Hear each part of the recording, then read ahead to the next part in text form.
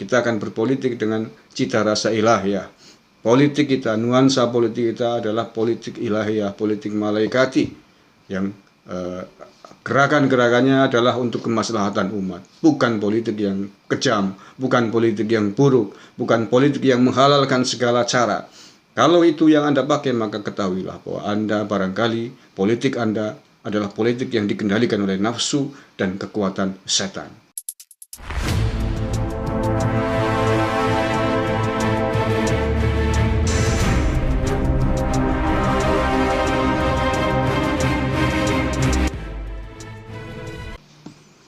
Assalamualaikum warahmatullahi wabarakatuh.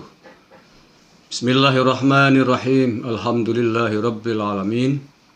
Salatu wassalamu ala asyrafil anbiya'i wal mursalin Sayyidina wa maulana Muhammadin wa ala alihi wa sahbihi ajma'in. Amma ba'du. Saudara-saudaraku yang berbahagia di seluruh tanah air dan dimanapun Anda berada, Alhamdulillahi rabbil alamin. Hari ini kita memasuki bulan suci Ramadan, hari yang kedua, akan memasuki hari yang ketiga besok. Mudah-mudahan kita senantiasa menjadi umat Islam yang diberikan kekuatan untuk menjalankan ibadah puasa Ramadan ini, kendati penuh dengan keterbatasan di tengah wabah corona ini. Dan mudah-mudahan kita semuanya, baik yang beragama Islam ataupun yang bukan, kita diberikan kemampuan untuk tetap menjaga kerukunan, untuk tetap menjaga persatuan. Kerukunan akan membuat kita kuat. Bersatu kita teguh, dan bertengkar, bercerai akan membawa kita kepada kerusakan dan kebinasaan. Saudara,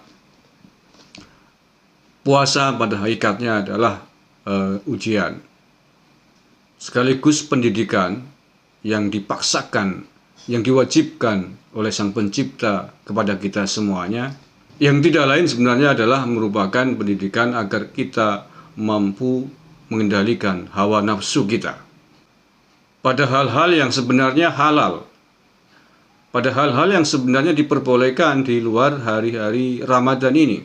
Ya, contoh makan, minum, itu kan sesuatu yang boleh, sesuatu yang halal. Kalau yang kita makan, yang kita minum adalah barang-barang halal, ya tentu saja. Berhubungan badan dengan pasangan kita yang sudah punya pasangan, ya, yang sudah punya suami atau istri, itu kan halal di siang hari. Tapi pada bulan suci Ramadan diharamkan, tidak diperkenankan. Itu semua adalah dalam rangka mendidik nafsu kita, agar nafsu kita ini dikendalikan, tidak dilepas liarkan terus-terusan selama 12 bulan ini. Nah, dengan harapan ketika kita mampu mengendalikan nafsu kita selama sebulan suntuk di bulan Ramadan ini, pada 11 bulan yang akan datang kita akan menjadi manusia yang kuat, manusia yang tidak dikendalikan oleh hawa nafsu, tetapi kita yang mengendalikan nafsu. Jadi sebagaimana kodrat kita sebagai manusia, ya kita kan manusia, ya, bukan malaikat, bukan setan. Malaikat adalah makhluk yang diciptakan oleh Allah dengan segala perangkatnya sehingga total tunduk ibadah kepada Allah Subhanahu wa taala. Tidak ada satupun malaikat yang maksiat kepada Allah Subhanahu wa taala. Tidak ada satupun malaikat yang menentang atas perintah Allah. Kemudian setan sebaliknya adalah makhluk yang terkutuk, yang diciptakan kemudian membangkang kepada perintah Allah, sehingga kemudian segala perbuatannya adalah miring, negatif, dan bertentangan dengan perintah-perintah Allah Subhanahu wa taala. Itulah kodratnya setan. Nah, kita itu berada di tengah-tengah, di antara malaikat dan setan. Kita bisa seperti malaikat, bisa juga bisa seperti setan, tergantung bagaimana kita mengendalikan hawa nafsu kita. Ketika kita mampu mengendalikan nafsu kita mampu menyetir, mendrive nafsu kita, maka kita akan menyerupai malaikat, kita akan menjadi manusia yang soleh. Tetapi ketika kita dikendalikan oleh nafsu, maka kita akan menjadi temannya setan. Nah, kemuliaan kita, jati diri kita, kemanusiaan kita memang sangat tergantung dari bagaimana kita bisa mampu mengendalikan hawa nafsu ini. Dan ini bukan perkara ringan, ini perkara berat. Oleh karena itulah Rasulullah pernah bersabda bahwa jihad akbar, jihad yang besar adalah mengendalikan, memerangi hawa nafsu ini. Lebih berat dibanding memerangi musuh Islam di medan perang. Nah, itulah ya. Itulah posisi kita. Posisi kita di tengah-tengah, bukan malaikat, bukan setan. Kekuatan malaikat dan kekuatan setan ini akan selalu mempengaruhi kedirian kita, akan selalu mempengaruhi jati diri kita. Tergantung kita bagaimana. Kita akan berpihak kepada pengaruh malaikat ataukah pengaruh setan. Pengaruh malaikat adalah pengaruh Sang Pencipta, pengaruh suci, pengaruh kebenaran, dan pengaruh yang satunya lagi adalah pengaruh buruk, pengaruh jahat gitu. Nah, pengaruh jahat ini akan bersekongkol dengan nafsu kita. Jadi inilah sebenarnya musuh terbesar kita ya. Jadi tanpa setan pun sebenarnya kita sudah punya musuh, yakni nafsu, yang disebut nafsu, dan ini berat.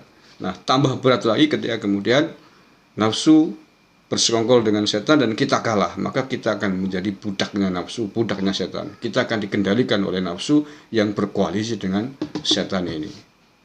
Nah, sebaliknya ketika kita kuat koalisinya dengan malaikat, koalisi kita dengan nilai-nilai ketuhanan, dengan pancaran energi ilahiyah, maka ketika kita mampu mendominasi kekuatan ruh ini yang disokong oleh malaikat, mendominasi kekuatan setan, maka kita akan menjadi manusia yang mulia, manusia yang diharapkan kemanusiaan kita, manusia yang punya adab, manusia yang punya akhlak dan nilai-nilai keagamaan, nilai-nilai kemanusiaan yang bermanfaat bagi orang lain.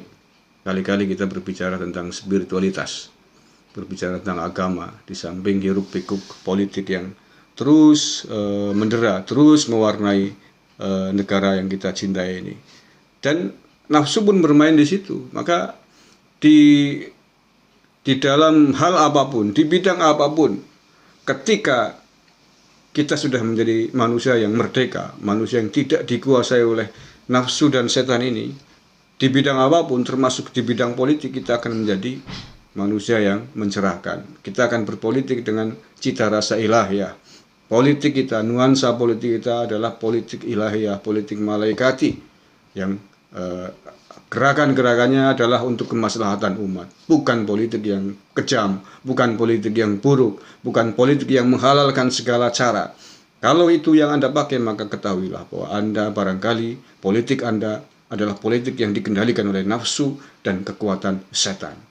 Maka marilah kita introspeksi diri kita masing-masing, di bidang apa kita bekerja, di bagian apa kita bergerak, dan kita evaluasi diri. Apakah gerakan kita, apakah kerja kita sudah selaras dengan apa yang dikehendaki oleh Sang Pencipta, sudah selaras dengan nilai-nilai kebenaran, ataukah sebaliknya.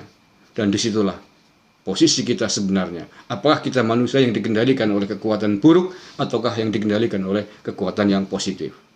Dan puasa Ramadan adalah momen bagaimana kita menaklukkan hawa nafsu, bagaimana kita memerangi hawa nafsu agar ruh kita kuat, agar kekuatan koalisi kita bertambah kuat dengan Sang Pencipta. Mudah-mudahan kita menang selama Ramadan ini, dan selanjutnya kita akan menjadi manusia yang menang menaklukkan hawa nafsu, sehingga kemudian implementasi kita, aplikasi kita dalam segala bidang kehidupan menjadi aplikasi yang positif, menjadi aplikasi yang dipenuhi dengan nilai-nilai ketuhanan, aplikasi yang menyenangkan banyak orang, dan aplikasi yang diridhoi oleh Allah Subhanahu wa taala. Wallahul muwaffiq ila aqwamit thoriq. Assalamualaikum warahmatullahi wabarakatuh.